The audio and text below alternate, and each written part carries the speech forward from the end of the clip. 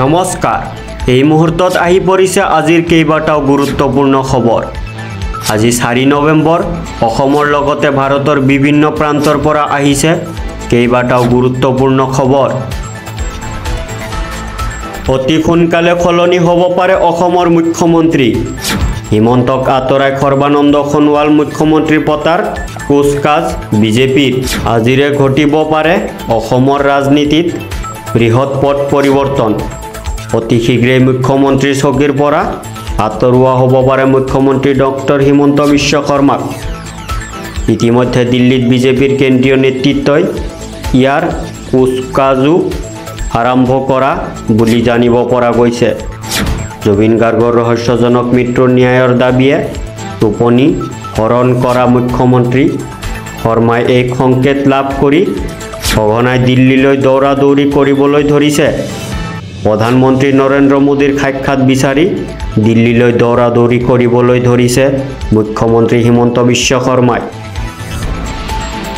কেন্দ্ৰীয় গৃহ মন্ত্ৰালয়ৰ অনুমোদনৰ পাছতে দাখিল কৰা হ'ব জুবিন গাৰ্গৰ হত্যাকাণ্ডৰ চাৰ্জশ্বিট মুখ্যমন্ত্ৰীৰ ডাঙৰ ঘোষণা জুবিন গাৰ্গৰ ৰহস্যজনক মৃত্যুৰ তদন্তৰ চাৰ্জশ্বিট সন্দৰ্ভত সোমবাৰে ডাঙৰ মন্তব্য কৰে মুখ্যমন্ত্ৰী হিমন্ত বিশ্ব শৰ্মাই চাৰ্জশ্বিট দাখিলৰ সময়ক লৈ মুখ্যমন্ত্ৰীয়ে কৰে নতুন ঘোষণা তেওঁ কয় জুবিন গাৰ্গৰ হত্যাকাণ্ডৰ চাৰ্জশ্বিট আমি 17 ডিচেম্বৰৰ আগতে দিব লাগে মই টাৰ্গেট দিছোঁ 8 তাৰিখ মানৰ ভিতৰতে যাতে দিব পাৰে মুখ্যমন্ত্ৰীয়ে কয় আমি সকলো ফালৰ পৰাই প্ৰস্তুত বিদেশত যদি কিবা ঘটনা হয় চাৰ্জশ্বিট দিয়াৰ আগতে কেন্দ্ৰীয় গৃহ মন্ত্ৰালয়ৰ এটা অনুমোদন লাগে কালি মই গৃহমন্ত্ৰী অমিত শাহ ডাঙৰীয়াকো সাক্ষাৎ কৰি আহিছোঁ যাতে আমি অনুমোদনটো সোনকালে পাব পাৰোঁ তেওঁ লগতে কয় মই ভাবোঁ যে অহা 3-4 দিনৰ ভিতৰতে SITয়ে কেন্দ্ৰীয় গৃহ মন্ত্ৰালয়লৈ লিখিব অনুমোদন আমি পাই যাম লগে লগে আমি 7, 8 বা 9 তাৰিখৰ ভিতৰত চাৰ্জশ্বিট দি দিম মুখ্যমন্ত্ৰী হিমন্ত বিশ্ব শৰ্মাৰ জনপ্ৰিয়তা কমি আহিছে বিজেপিয়ে বিচাৰিলে নতুন মুখ এখন আনিব এই মন্তব্য সাংসদ সুস্মিতা দেৱৰ ৰাজ্যত মুখ্যমন্ত্ৰী হিমন্ত বিশ্ব শৰ্মাৰ জনপ্ৰিয়তা কমিছে মুখ্যমন্ত্ৰীয়ে নিজেই স্বীকাৰ কৰিছে যে ৰাজ্যত তেওঁৰ বাবে আন্দোলন চলি আছে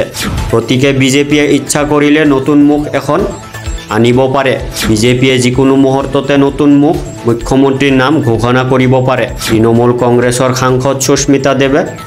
সোমবাৰে শ্ৰীভূমিলৈ অহাৰ পিছত এই মন্তব্য কৰে জুবিন গাৰ্গে কিয় ন্যায় লাভ নকৰে ফেচবুক লাইভত বিধায়ক অখিল গগৈৰ গুৰুতৰ প্ৰশ্ন অখিল গগৈয়ে এক ফেচবুক লাইভ ভিডিঅ' বাৰ্তাৰ জৰিয়তে সংগীত শিল্পী জুবিন গাৰ্গৰ মৃত্যুৰ সৈতে জড়িত তদন্তৰ বৈধতাক লৈ গুৰুতৰ প্ৰশ্ন উত্থাপন কৰিছে তেওঁ দাবী কৰিছে যে বৰ্তমানৰ আইনী প্ৰক্ৰিয়াৰ ত্ৰুটিৰ বাবে জুবিন গাৰ্গে কেতিয়াও ন্যায় লাভ নকৰে বিধায়ক গগৈৰ অসমৰ গৃহ বিভাগ আৰু SIT মুৰব্বীৰ মুন্না প্ৰসাদ গুপ্তাক পোনপটীয়াকৈ প্ৰত্যাহ্বান জনাই কয় যে ছিংগাপুৰৰ পৰা সংগ্ৰহ কৰা প্ৰমাণ আদালতত গ্ৰহণযোগ্য নহ'ব গৌৰৱ গগৈৰ পাকিস্তান লিংক আৰু ইয়াক কেন্দ্ৰ কৰি মুখ্যমন্ত্ৰী হিমন্ত বিশ্ব শৰ্মাই সাংসদজনৰ বিৰুদ্ধে সংবাদ মাধ্যমত প্ৰকাশ কৰি অহা বক্তব্যত প্ৰতিক্ৰিয়া প্ৰকাশ কৰিছে আম আদমি পাৰ্টি অসমৰ ৰাজ্যিক সাধাৰণ সম্পাদক ৰাজীৱ শইকীয়াই কয় গৌৰৱ গগৈৰ পাকিস্তানৰ লিংক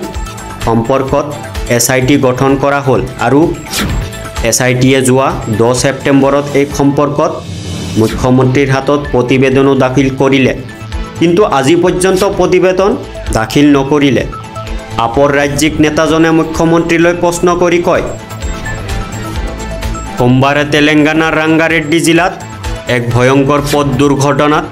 শিশুসহ 21 জন লোক নিহত হোৱাৰ লগতে কেইবাজনো লোক গুৰুতৰভাৱে আহত হয় তাণ্ডুৰ দ্বীপুৰ এখন RTCৰ বাছৰ সৈতে শিলগুটি ভৰ্তি এখন টিপাৰ ট্ৰাকৰ সংঘৰ্ষৰ ফলত এই শোকাবহ দুৰ্ঘটনা সংঘটিত হয় ৰাজ্যৰ বিভিন্ন ঠাইত NHM কৰ্মীৰ প্ৰতিবাদ অচল হ'ল স্বাস্থ্য সেৱা চিকিৎসালয় স্বাস্থ্য কেন্দ্ৰ এৰি হাতৰ পৰা চিকিৎসাৰ খজুলি দলিয়াই ৰাজপথলৈ ওলাই আহিল চিকিৎসক নাৰ্ছ আদি সমকামৰ দৰমহা প্ৰদান কৰাৰ স্লোগানেৰে উত্তাল ৰাজ্য সোমবাৰে NHM কৰ্মীৰ প্ৰতিবাদত কপিল লখিমপুৰ অচল হৈ পৰিল স্বাস্থ্য সেৱা। যদি এনেধৰণৰ নিউজবোৰ পাব খোজে তেনেহ'লে আমাৰ চেনেলটো নিশ্চয় ছাবস্ক্ৰাইব কৰি এটা লাইক দি যাব।